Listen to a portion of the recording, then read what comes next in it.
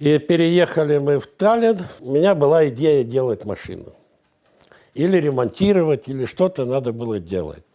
Ну, уже «Жигули» появились, и такие. Мы переехали в Таллин, и чтобы жить негде было, потому что надо было получить квартиру. Я устроился в домоуправление сантехником. Ходил в черном костюме, галстучке, сантехник. Встретил потом в школе, вместе школу заканчивали, эту спецшколу, Косов Володя такой. И он меня переманил обратно в милицию. Вот, что, короче говоря, меня направили, Дом управления направило работать в милицию. Но раз они направили, квартира мне осталась. Ну, вот. А до этого вот инженер, женщина-инженер, какой-то инженер, в общем. Ну, короче говоря, она купила у меня эту машину, на эти деньги я сразу купил «Жигулевский» мотор с коробкой, тем более, что они были свободны в продаже. Вот. И самые первые моторы очень хорошие. Но это были фиатовские еще. И стал думать, где начать строить машину. Ну, планы уже были вот эту вот деревяшку. Можешь показать ее. Вот. Вот состругал такую деревяшку. Здесь 1 к 20, по-моему, я уже не помню. Вот. Зеркальное отображение. Если к зеркалу поставить, тогда видно всю машину. Вот. Ну, чуть больше, чем середина здесь, чтобы оставили, чтобы не это самое. Затем делалось так, что выстругалась плотная бумага, ставится туда, обводится карандашом, и так каждая. Потом берешь проекционный аппарат, на стол ложишь и на стенку в натуральную величину. Обратно карандашом рисуешь, складываешь бумагу пополам, рисуешь, разворачиваешь, получается у тебя как шпангоут. И таким образом потом делалось что?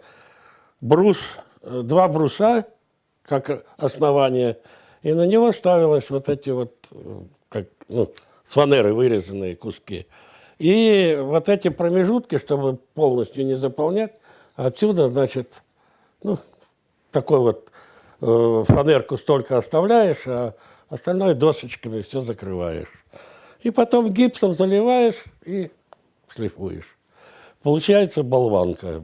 Болванку мы делали троем, ну, 4, в принципе. Должно было 4 машины прийти. Просто получилось и так, что когда я это все в мыслях, ну, с кем-то делился, как-то что-то. Ну, первый захотел вступить со мной в компанию брат моей жены. Но я подумал так, ну, покупать надо будет эту смолу, надо платить деньги, делать матрицу. Ну, все-таки вдвоем уже легче. Вот. Потом еще пришел какой-то токарь, но с высшим образованием. Потом мы его выгнали. Вот. И кто? И командир части. И нас пустили в Наболо, в часть, где ракетчики стояли. Там в автогараж целый бокс нам дали. И там мы строили вот эту болванку.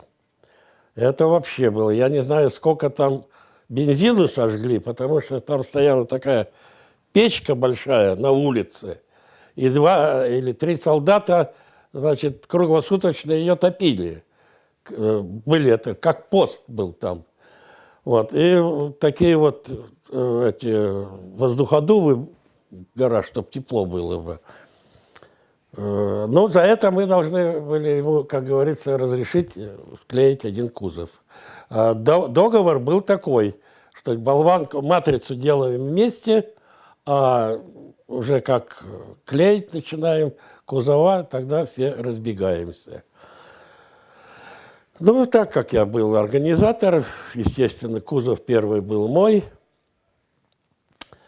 И кузов я клеил Пунане, улица Пунане, не знаю номер сейчас какой, Там была тоже какая-то база, промбаза. В общем, разрешили в вентиляционной камере, где вот эти вентиляторы стояли. Ну, там место было, туда меня пустили клеить кузов. Вот там клеили кузов. Матрицу я сам клеил, а просто из-за того, что у меня руки не выдерживали, я же не знал, как работать с этим. Я голыми руками вот так вот тазик разводил, мочил эту, как говорится, стеклоткань, накладывал, разглаживал, руками все делал. И потом мыл руки ацетоном. Но это день-два, а через неделю у меня кожа на руках не оставалось. И поэтому я уже не рискнул сам клеить кузов, потому что надо все-таки было, чтобы воздуха не было и все. Вот, я попросил муж с женой, они, где формулы делает этот Хобуяма, да, вот, договорился с ними, заплатил им, они мне за два вечера сделали. Как начал строить-то? Ну да, у меня было журналов, наверное, такая стопка заграничная. Ну вот на красивой бумаге, красивые фотокарточки, снимки, и практически все модели машин, и, как говорится, даже будущих, ну, с этих с выставок. Вот. А что понравилось, фильм был «Мужчина и женщина», французский фильм. Я случайно увидел его в кино, в кинотеатре. И мне понравился этот эпизод, где показывают, как он проходит поворот на гоночной машине.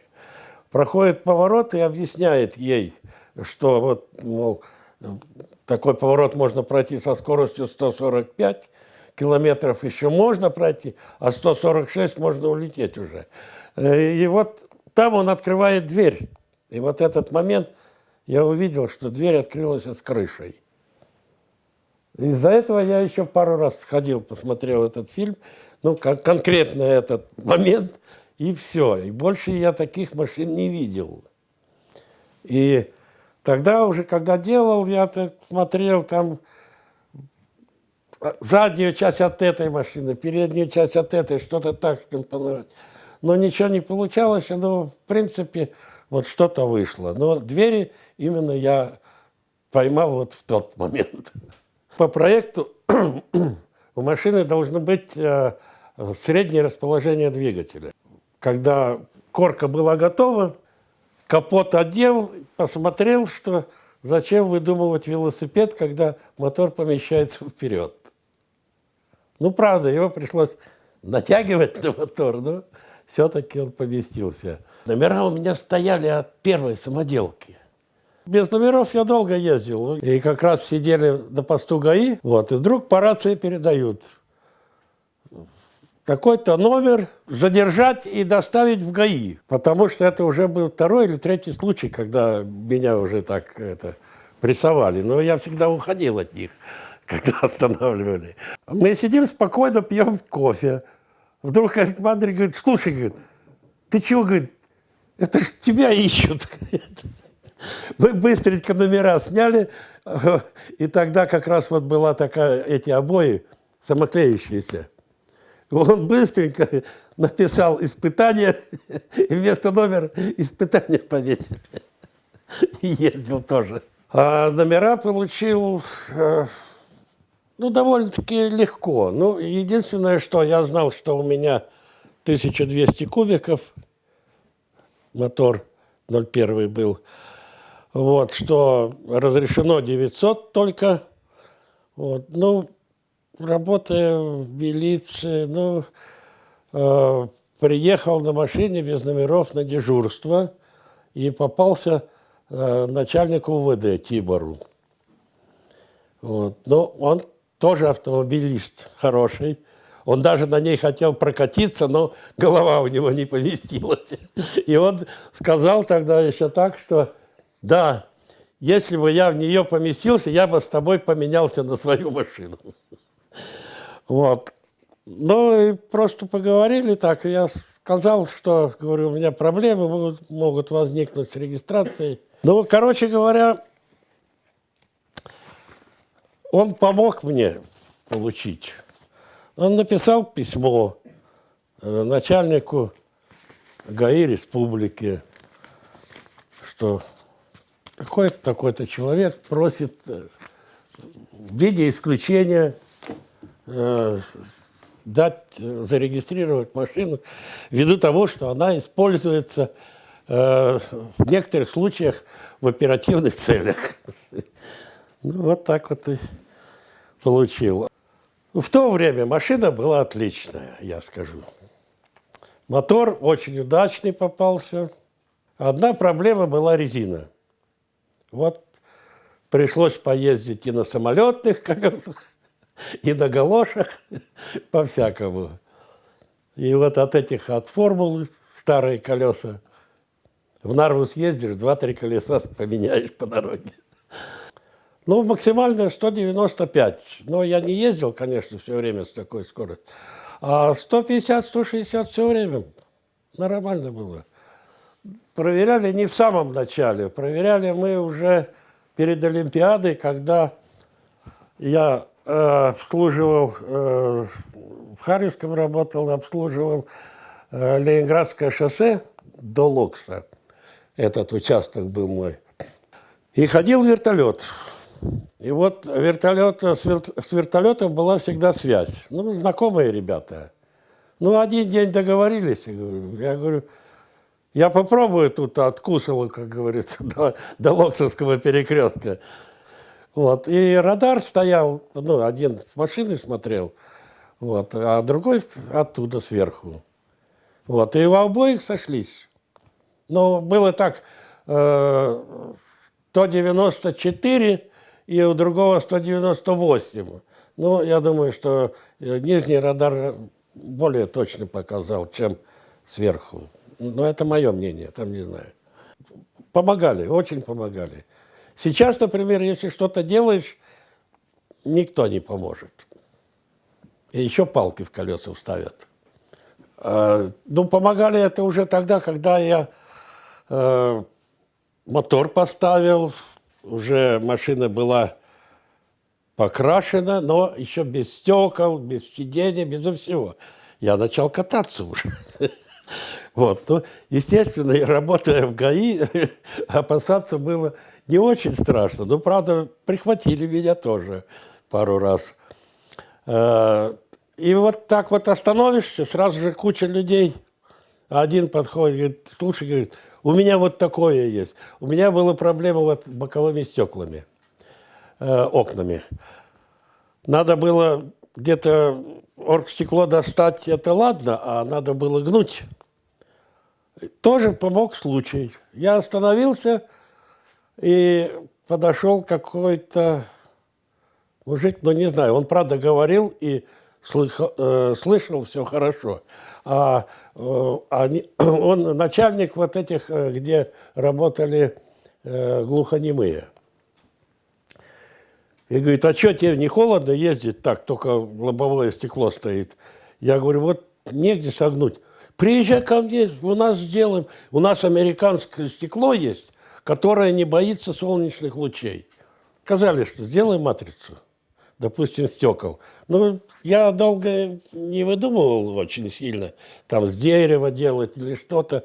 Взял лист фанеры, как говорится, гипс, слепил, и все.